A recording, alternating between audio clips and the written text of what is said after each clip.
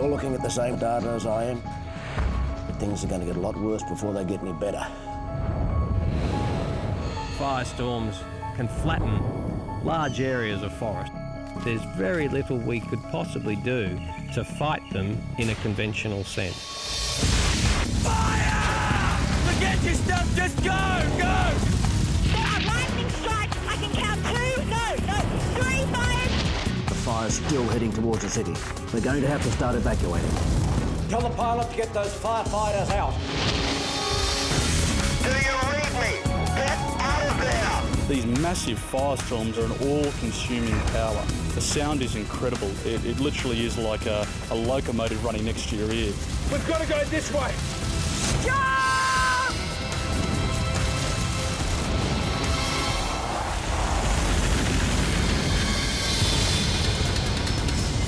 Heat may soon be the least of our worries.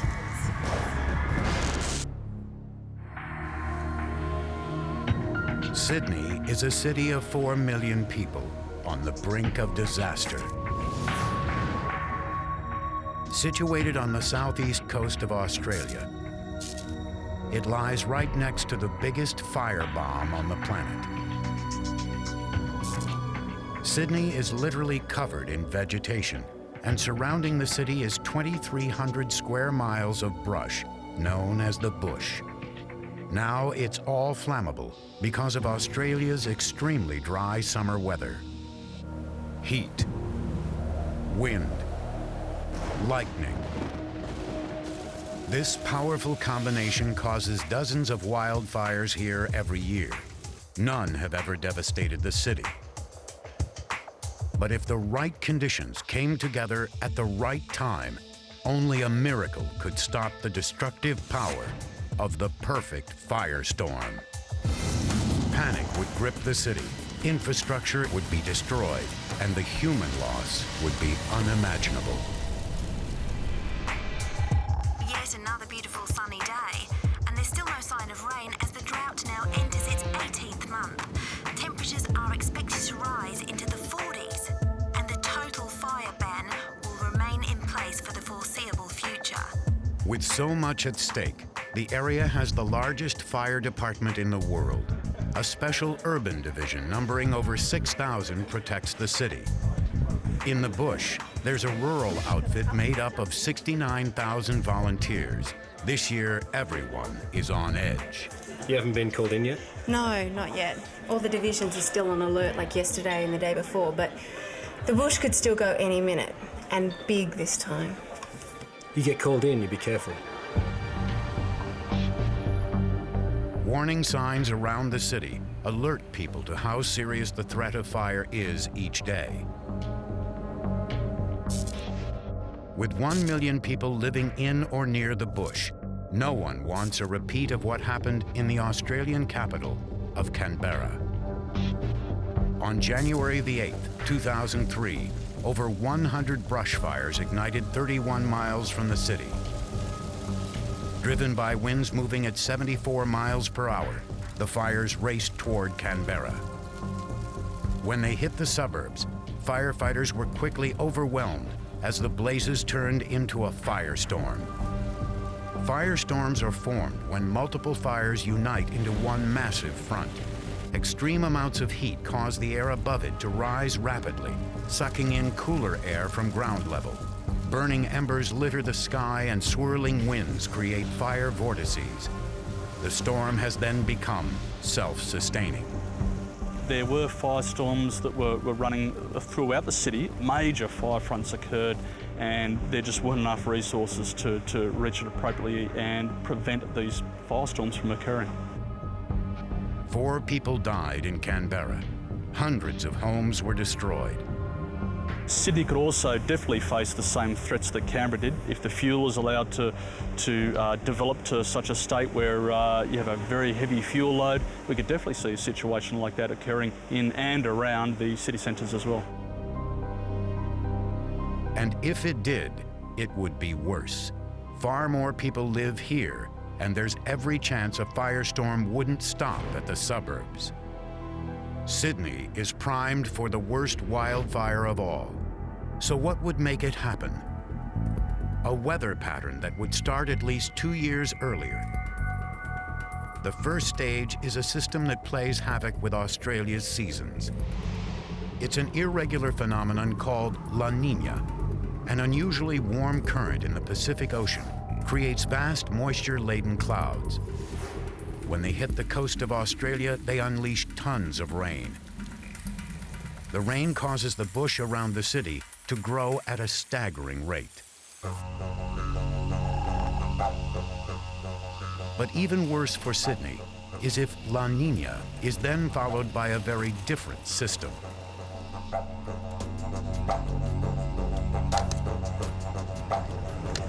Can't we have the air on just for a second? I'm boiling. It's not that hot.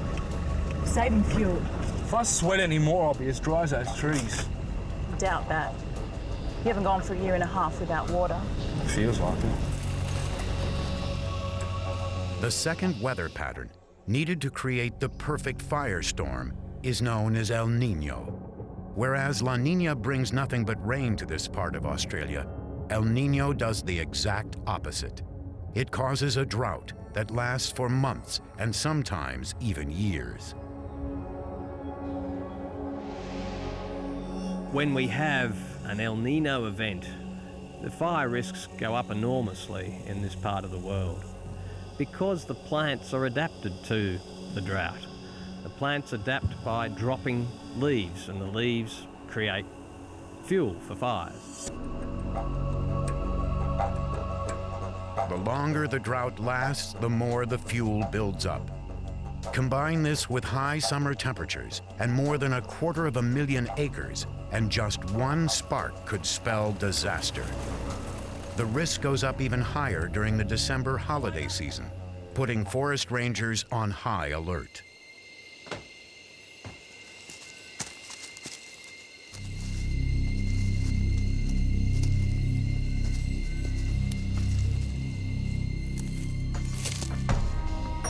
Good afternoon. Is everything okay out here? Fine.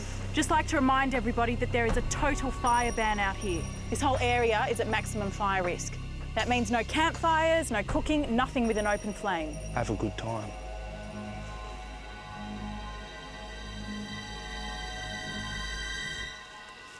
That's about 1 million flies. It's really hot out here. If those weather reports were right, the heat may soon be the least of our worries. The dense brush around the city is on the verge of igniting, and now the situation is about to get worse. 50 miles to the west, a bad storm front is brewing. But this is no ordinary storm. It's called a dry storm, and it is the one everyone fears. Dry storms are formed when rising masses of hot air collide with areas of moist air high in the atmosphere. As the two mix, they generate clouds and winds. As the cycle continues, the clouds grow bigger and the winds faster. At the top of the storm, ice forms. Normally when it falls, it melts into rain. But this storm is so high and the air below it so warm, the rain evaporates before it hits the ground. A storm that brings no rain and only high winds is potentially disastrous, as it could drive a fire in the bush into the heart of the city. Todd, what's your problem? Camping, remember? Yeah, you heard the rangers, no fire. How can you go camping without a campfire? Go get some wood! No.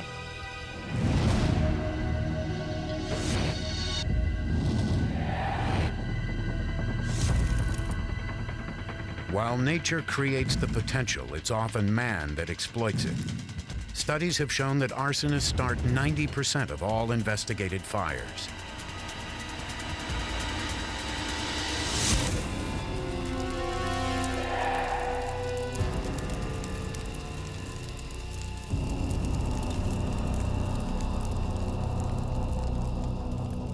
Arson is a particular problem. The arsonists often light their fires when the conditions are really bad. So they'll often pick a dry, windy day to light their fires, and they're the most difficult days to control the fires on. But there is something else that will quickly turn this small fire into a monster. Over 90% of the bushland surrounding Sydney is made up of eucalyptus trees. Its bark and leaves contain highly flammable oil. Because of hot daily temperatures, this oil vaporizes and creates a highly combustible haze that lays just above the canopy. As the fire reaches the trees, the explosive vapor ignites, accelerating the spread of the fire.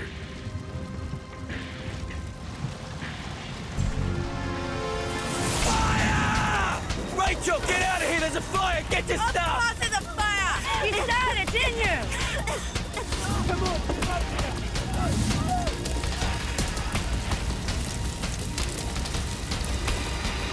That way! Go there! Go, go, go! Forget your stuff! Forget your stuff! Just go, go! Rachel! Rachel!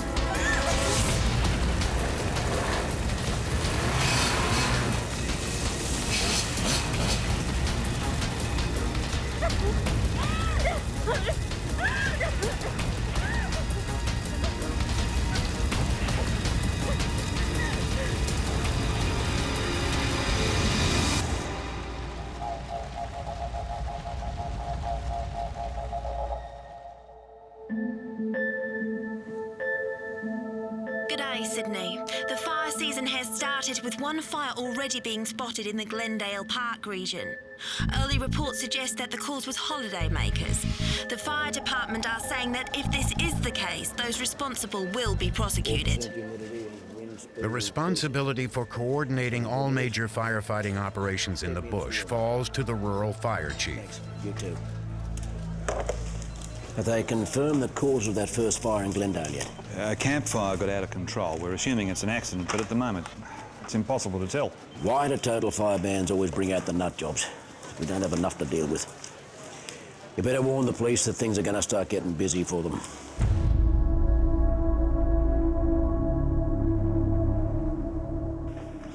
I got good news and bad news. Okay, give me the good news first and then improvise from there.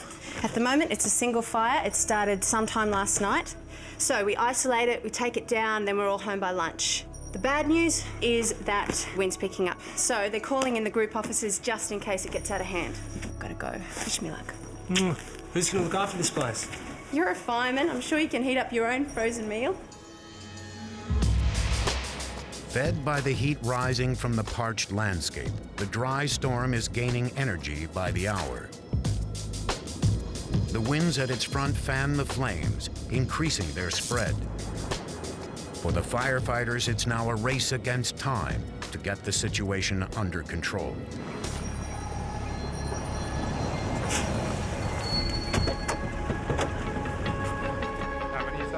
Okay, fellas, come on! The fire has spread from here to Alpha, Bravo and Charlie sectors. So far, we've managed to contain it. It's here in the Delta sector we're most worried. The latest weather data shows that storm's only an hour away. The weather people say it's a high one, and we all know what that means. The higher the storm, the less likely it is to rain. And because of the violent mixing of warm and cold air at the heart of the storm, the winds it's generating are getting stronger. The best place to assess them is in the air. It's also the best vantage point from which to coordinate the ground attack. Jimmy, up there, head of the fire! Coordinating the 100 firefighters deployed to deal with the blaze is vital. The one hope now is that the winds will not spread the fire beyond their control. Send 3 brigades to map reference 27 Delta. Set a backbone all on the east-west bridge to the north. Firefighters know the best way to control a blaze is to cut off its fuel supply. Surprisingly, the best way to do that is to set even more fires. Fire is one of the few forces in nature that can defy gravity. It travels faster uphill than down. As the trees ignite at the bottom of a slope, the heat and flames rise, priming the trees further up. Now add the winds, and the fire is rapidly driven uphill. On the other side of the slope, firefighters set smaller fires, which quickly burn up all the available fuel, so that when the main fire reaches the top, there is nothing ahead of it left to burn. It stalls and dies. It's an effective weapon against major fires, but it doesn't always work. Backburning should be undertaken by very experienced people and in the right conditions. I've seen a lot of backburns make fires a lot bigger than they ever should be, and I've seen a lot of backburns put in that you wouldn't think you'd stop fires, that have stopped them completely, put in at the right time by experienced staff.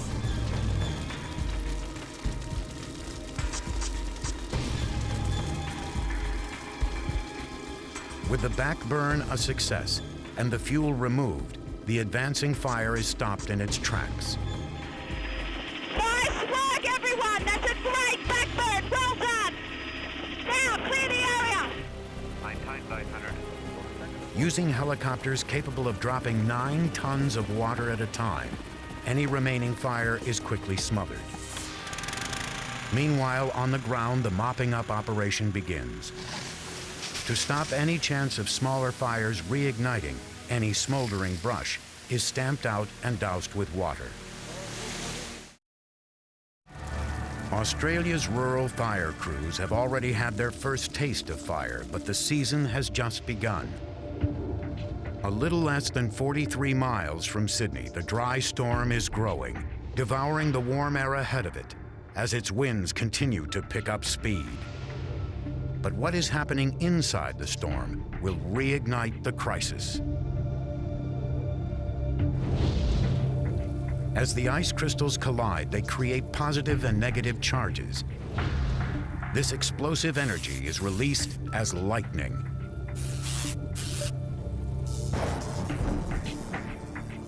From a storm of this size, there can be over 100 strikes in a minute, each one capable of lighting a fire. All Sydney can do is monitor the storm's progress. Mike, hi, Bob Rutter here. How you doing? Things are looking bad. If you're looking at the same weather data as I am, there's every chance that things are going to get a lot worse before they get any better. How many people can you put on standby in an hour? With a big lightning storm creating fires that threaten Sydney, the rural and urban fire services combine under the leadership of the rural fire chief. He is then responsible for the safety of Sydney's 4 million people. 37 miles to the west of Sydney, the dry storm has reached maturity. The instability within the clouds is now producing hundreds of lightning strikes. It's the nightmare scenario. Hell, tell me this isn't happening! Get me into the controller! Standing by to receive you. There are lightning strikes in sectors Alpha, Delta, and Foxtrot.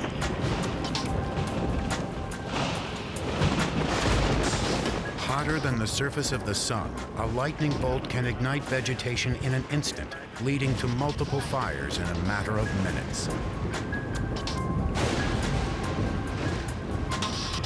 I can count 3 fires, and the wind is spreading them fast. Alert the state off center now! As the amount of lightning strikes increase, it becomes too dangerous to fly, forcing the group captain to retreat back to base. As the storm moves, lightning continues to start more and more small fires, which the winds multiply into larger blazes. But soon it's no longer just the lightning that is starting new fires. Burning embers carried by the winds have been known to travel up to 42 miles without losing their heat. These now start to rain down on the forest, starting the fire cycle that could cause a massive firestorm all over again.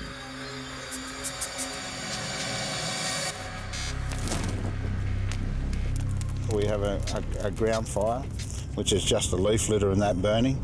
And then we go to a surface fire, which is the shrubs burning up to 3 to 4 metres. And then we go into a crown fire. And the crown fire is really the most dangerous. Gusts of wind from the storm drive low-lying flames up the trunks of trees. Working its way into the uppermost branches, the fire is now transforming into the most dangerous type of wildfire, a crown fire. Feeding off the flammable vapor and parched leaves, the flames can reach up to 3 times the height of the trees, creating towering columns of flames up to 130 feet high. Once a fire has crowned, it spreads even faster as the wind drives it from one treetop to the next.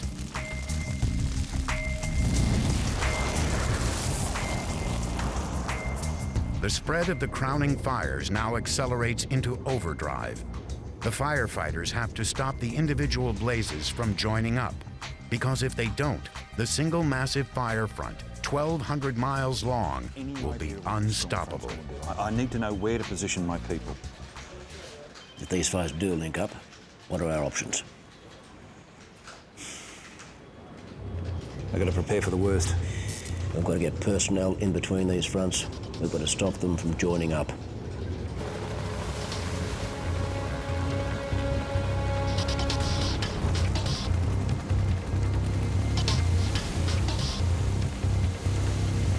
Using every helicopter available, the leading edge of each fire front is doused. It's a delaying tactic trying to keep them from joining up.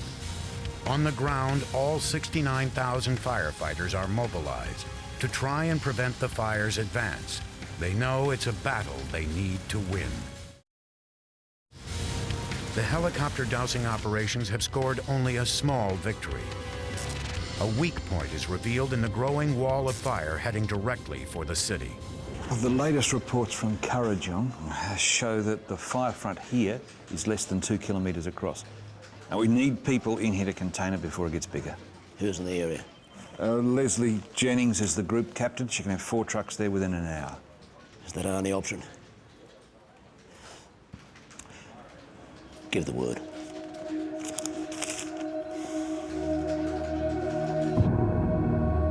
Even though the inferno is still over 31 miles from the city, the people of Sydney are given an early warning about how big this blaze is.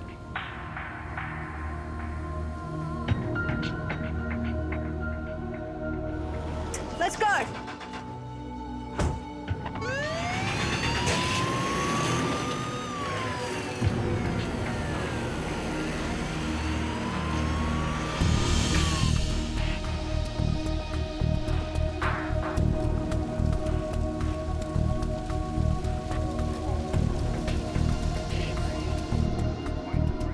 Out on the front line, there is still a slim chance the firefighters can stop the fires from joining up and reaching the city.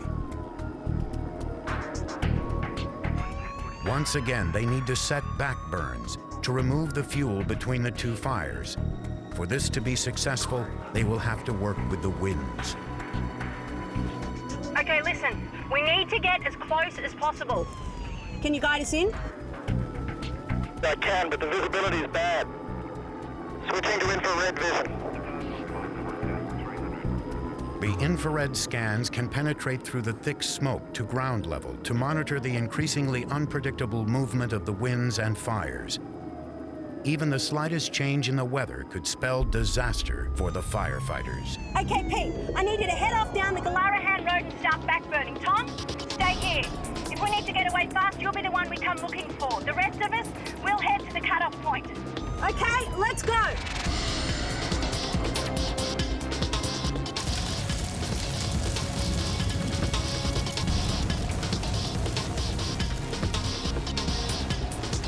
Glendale Base, this is 4582. There's a fire all along Wilberforce Road. Said your goodbyes. Once we're out of here, we might not be coming back.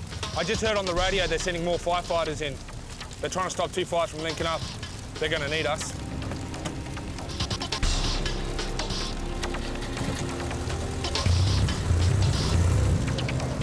Mate, can Can you just give me a warning when you're setting up to move back, and we'll make sure we're ready for you on the ground.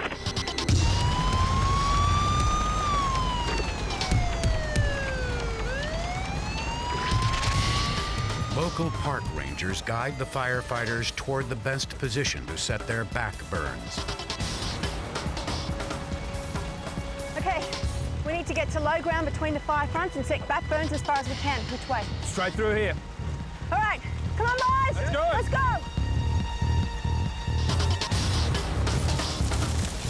The closer they get to the fire, the better their chance of success. But there is a dangerous new development. The rising heat from the fires is now influencing the storm above it, causing it to grow stronger and more unpredictable. Well, that can't be right. The wind at ground level's changed direction. The fire front's swinging around. Oh my God, they'll be caught in a dead man zone. Leslie, do you read me? Leslie! Leslie! Do you read me? Get out of there!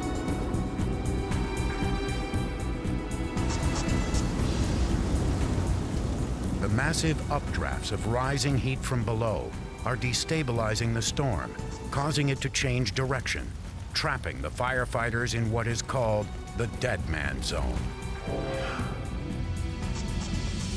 The dead man zone is the most hazardous place a firefighter can be caught. It's the area of unburned land to the side of a fire front. The danger is, if the wind changes direction, the fire can swing around suddenly and create a whole new larger front with fresh fuel to burn. Any firefighter in this zone will have little or no time to escape. You're then caught with a fire front bearing down on you, and you have to act defensively if you can't evacuate immediately. The firefighters have no choice except to run for their lives. When a major wildfire comes very close to you, it's absolutely amazing. The sound is incredible. It literally is like a locomotive running next to your ear. Communication drops to virtually zero. If you had long hair, you could feel it being sucked towards the fire front because the fire is consuming so much air so rapidly to feed itself and to move forward that you get that situation occurring. More familiar with the landscape, the park rangers take the lead. Stop, we're never gonna make it! Which way? We've got to go this way. Let's go! Come on, come on, come on! Come on!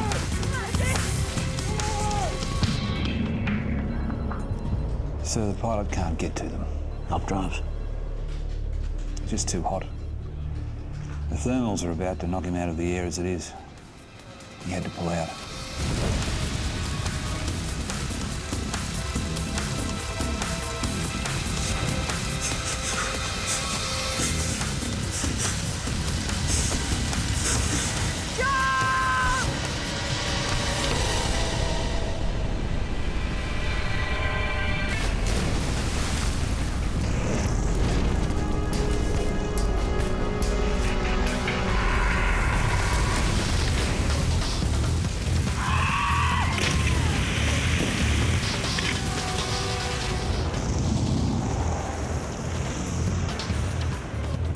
There is now nothing to stop the fire fronts from merging as they burn the remaining fuel between them. Crashing into each other, the immense energy of these vast walls of fire combine to create a single front measuring over 1,200 miles. This is the moment the fire mutates into its most deadly form, the perfect firestorm. This huge fire now generates heat that causes the air above it to rise at 111 miles per hour, in the process pulling in cooler air from ground level, just like a chimney. The fire now takes on a life of its own, becoming a self-sustaining, unstoppable firestorm. As it grows, temperatures peak at over 3,600 degrees, causing the winds around it to rotate, creating swirling superheated vortices, similar to tornadoes.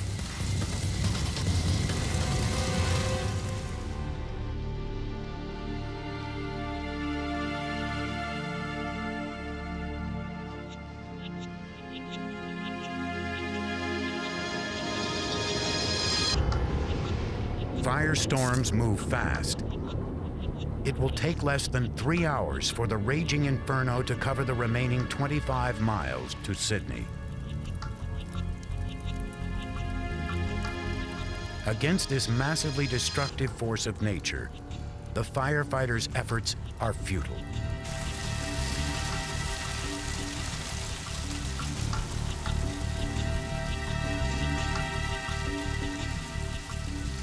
The enormous smoke clouds block out the sun, and day is turned into night.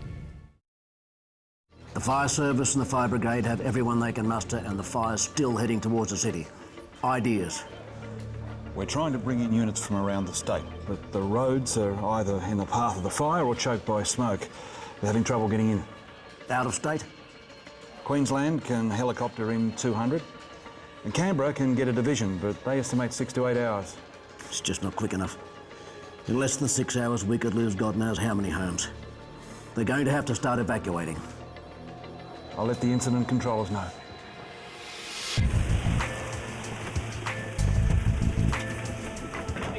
With the city itself now under direct threat from the firestorm, Sydney's urban firefighters are sent into the suburbs.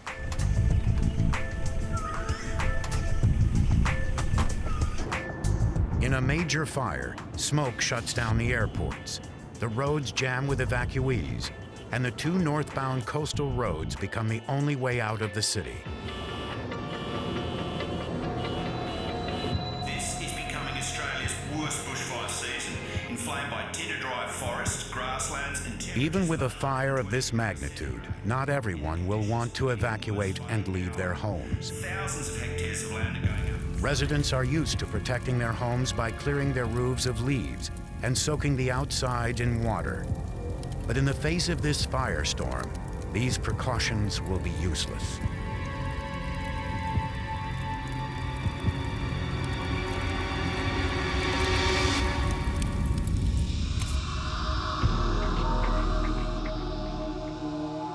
Fires moving in from outside the city aren't the only ones fire crews have to worry about. Unfortunately, this is also a time when the city is most vulnerable from the threat of fires started by arsonists.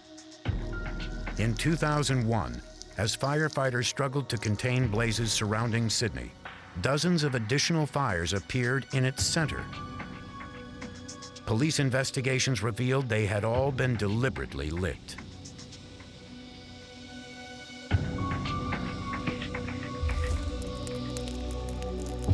The arsonists know that with resources stretched to the limit, even their smallest fires can cause untold damage.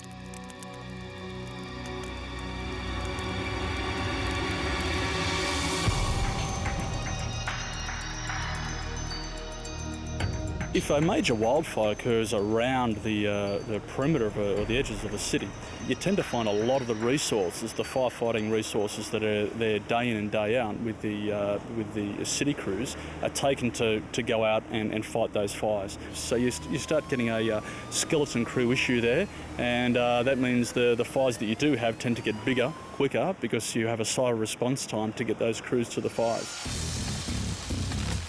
As the firestorm grows, energy released from it is the equivalent to 30 Hiroshima bombs. Probably over 100 feet on Warragamba Drive, impacting houses over. If I can get anything. Constance, this is a rare situation. We need some punters here. There is not enough manpower or technology in the world that can stop it. As the firestorm crashes into the suburbs, firefighters are forced into retreat positions. While doing everything they can to try to slow the fire, they also mount a street-by-street evacuation of everyone living in its path. This area is known as the I zone, or impact zone. People living inside the zone must leave now or never. State Fire Command's ordered the entire street be evacuated. Scotty, oops, take one side, Dave. You take the other. A door-to-door evacuation is only undertaken when there is no chance of saving the neighborhood. A residential community that is essentially surrounded or living amongst a lot of bushland is especially dangerous. Evacuate these houses. Come on, guys, get in the back. Let's go. Especially areas where their exit paths can be cut off by the fire front changing direction and moving. It's best just to get people out of that risk area immediately. The Australian experience tends to be pretty good in that people understand how bad bushfires are because so many people have been killed by them, even in recent years. The whole family's out. You head this way, thanks, down the driveway and up the street. Thank you. Thank you.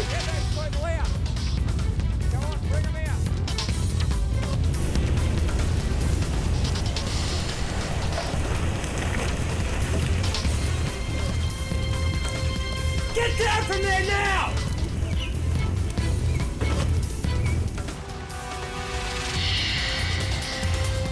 Moving at 12 miles per hour, the firestorm is impossible to outrun, and it is incinerating everything in its path.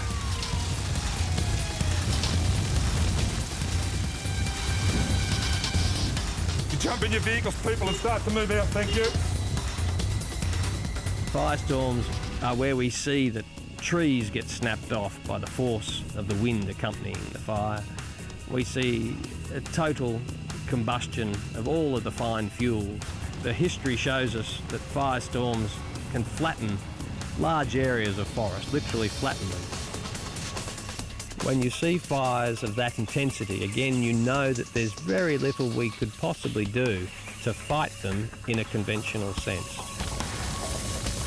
Once the firestorm hits the suburbs, it will only take a half hour before a third of Sydney is engulfed in flames.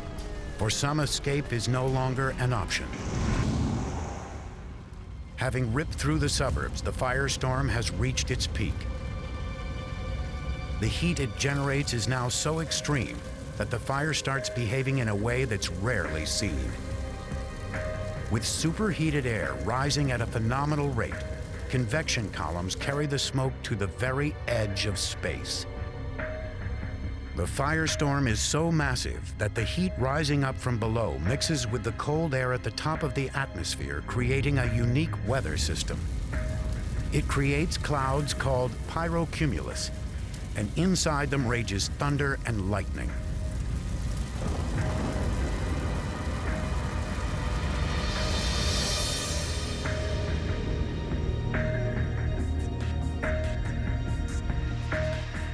Sydney is now almost entirely encircled by fire.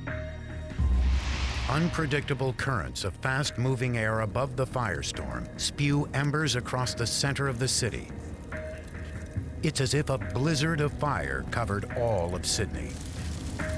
At night time, especially in fires, you can see massive waves of embers being pushed along with the winds. It's quite a scary sight to see, but for a firefighter, that means that there's major risk wherever those embers land because they can start some major fires. You! Mate! Yes, you, stay put. What's going on, boss? Mate, the mains are shot. We've got no water. We've got fuel everywhere. Scotty, come on, get into it. Sydney is on fire. Its infrastructure goes into meltdown. Communication becomes impossible, and emergency services struggle to cope.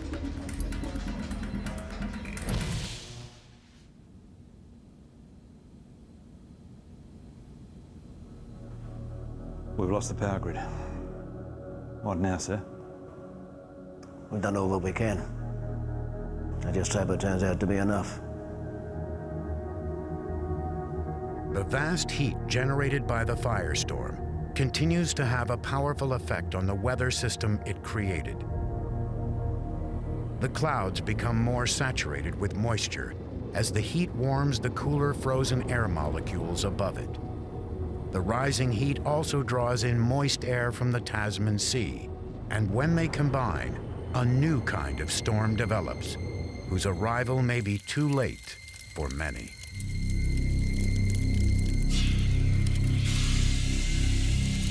We're not going to lose it. Do whatever it takes.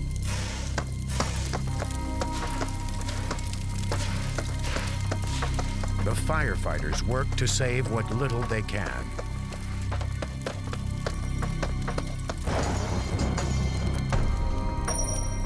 And then it happens.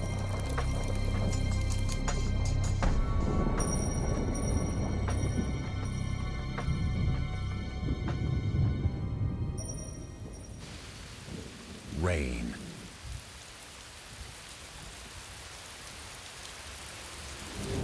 The heavy clouds finally give way, soaking the earth below. What nature started, in the end, only nature can stop. Though this fire is out, the danger will always remain for another. In the bush, fire is just part of nature's cycle, and the bush will regenerate fast. But Sydney, brought to its knees by the firestorm, would take years to recover. Hundreds of thousands of homes and businesses would be destroyed. The human loss could be unimaginable. Current changes in climate patterns make the possibility of the perfect firestorm more of a reality every year. If and when it does happen, it could be man's ultimate test for survival.